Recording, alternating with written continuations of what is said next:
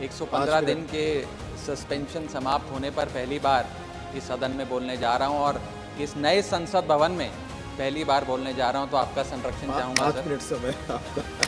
Maiden speech भी मानकर मुझे अधिक समय दे सकते हैं अगर चाहें तो। देश नीति केवल सच्ची और पक्की खबरें। मैं आम आदमी पार्टी की ओर से द पोस्ट ऑफिस बिल 2023 को अपोज करने के लिए खड़ा हुआ हूं, इसका विरोध करने के लिए खड़ा हूं। सर, ये कानून को अगर बारीकी से पढ़ा जाए तो इसमें 2 बड़े खतरनाक प्रावधान हैं, सेक्शन 9 और सेक्शन 10। ये ऐसे खतरनाक प्रावधान हैं जो भारतीय डाक सेवा को, इंडियन पोस्टल सर्विस को इतनी शक्तियां दे देंगे कि वे किसी भी शिपमेंट को, कंसाइनमेंट को, पोस्ट को, चिट्ठी को खोलकर उसे सीज कर सकते हैं, उसे पढ़ सकते हैं, उसे इंटरसेप्ट कर सकते हैं और उसके सब्सिक्वेंटली जो एक्शन उस पर लेना चाहते हैं वो ले सकते हैं।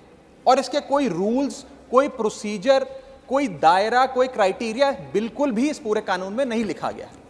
मैं पहले सेक्शन 9 पढ़ के सुनाना चाहूंगा, फिर विस्तार से अपनी बात रखूंगा। सेक्शन 9 कहता है, the central government may by notification empower any officer to cause any item in course of transmission by the post office to be intercepted, opened और detained in the interest of 1. security of state, 2. friendly relations with foreign states, 3. public order, 4. emergency, and 5. upon the occurrence of any contravention of any provisions of this act or any other law for the time being in force.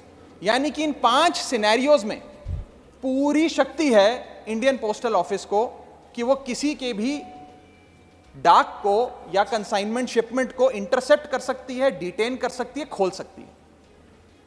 इसमें 7 बड़ी समस्याएं हैं जो मैं आपके सामने रखना चाहूंगा।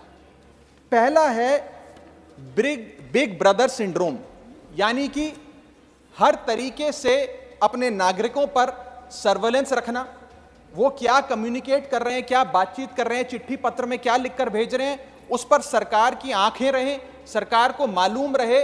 ये एक बिग ब्रदर सिंड्रोम है जिससे ये बिल पूरी तरीके से पीड़ित नजर आता है सर। दूसरा सबसे बड़ा इसमें जो समस्या निकल कर आती है वो ये है कि ये बिल प्रोसीजर स्पेसिफाई करने में फेल हो जाता है कि वो कौन से ऐसे प्रोसीजर है जिसके तहत आप किसी डाक को इंटरसेप्ट कर सकते हैं, खोल सकते हैं या डिटेन कर सकते हैं। ये एक आर्बिटरी शक्ति नहीं हो सकती है, ये शक्ति निर्धारित होनी चाहिए कि ऐसे कौन से इमरजेंसी या फ्रेंडली स्टेट्स को आप फायदे पहुंचाने चाहते हैं जिसके चलते, या खास तौर पे किसी भी प्रावधान, किसी भी कानून का कोई वायलेट होता है तो वो आपको शक्तियां दे देता है कि आप किसी की भी डाक रोक लें। ये इसमें दूसरी बड़ी खामी है सर।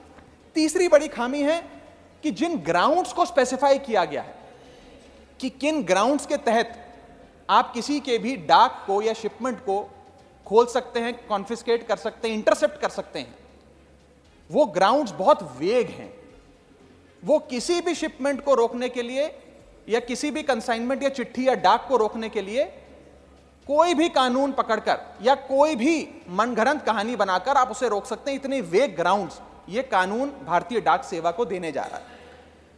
चौथा और सबसे बड़ा खतरा जो इस बिल से है कि जो अफसर इसको इंटरसेप्ट करेगा या कॉन्फिस्केट करेगा, अगर वो अफसर गलत पाया जाता है तो उसके खिलाफ कोई एक्शन नहीं लिया जाएगा, उसे पूरी आजादी है, का वायलेशन है सर। इसके साथ एक और मैं खतरनाक चीज बताना चाहूंगा कि ये राइट टू प्रिवेसी जो है, ये राइट टू प्रिवेसी का वायलेशन है। और राइट टू प्रिवेसी का एक हाल ही में वायलेशन मेरे साथ और इस सदन के कई सदस्यों के साथ हुआ, जब हमें अपने स्मार्टफोन पर, एप्पल के स्मार्टफोन पर एक नोटिफिकेशन आया, जिस नोटिफिकेशन में सर ये लिखा गया कि स्टेट स्पॉन्सर्ड अटैकर्स ने आपके फोन को इन्फेक्ट कर दिया है और इसके जरिए वे आपके कैमरा, आपके माइक, फोन का जो माइक होता है और फोन के अंदर जितने भी डॉक्यूमेंट्स, पासवर्ड्स, कॉन्टैक्ट्स हैं, वो सारे स्टेट स्पॉन्सर्ड हैकर जो है उसके निगरानी में आ जाते हैं, उसकी पोजीशन में आ जाते हैं।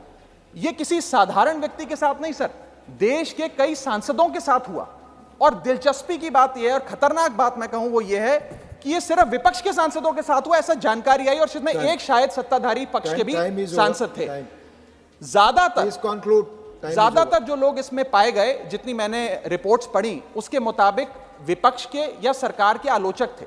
ये एक बड़ा खतरनाक हमला फोन्स पर हुआ। मैं चाहूंगा कि भारत सरकार इसमें जांच करे, आपके अध्यक्षता में सर वो जांच हो सके तो एक जॉइंट पार्लियामेंट्री कमेटी का गठन हो कि किस प्रकार से ये स्टेट स्पॉन्सर्ड अटैकर्स पेगासस नाम की और अन्य प्रकार के सॉफ्टवेयर का इस्तेमाल कर जो लोग आप कह सकते हैं आलोचक हो सरकार के या विपक्ष के नेता हो, उनके फोन को इन्फेक्ट कर रहे हैं। इस बिल का मैं विरोध करता हूं और चाहूंगा कि ये जो एप्पल का नोटिफिकेशन यहां बैठे कई सांसदों, विपक्ष के सांसदों के फोन पर आया, उसके बारे में सरकार कुछ अपनी बात भी रखे और इस पर जांच भी बिठाए। Thank you.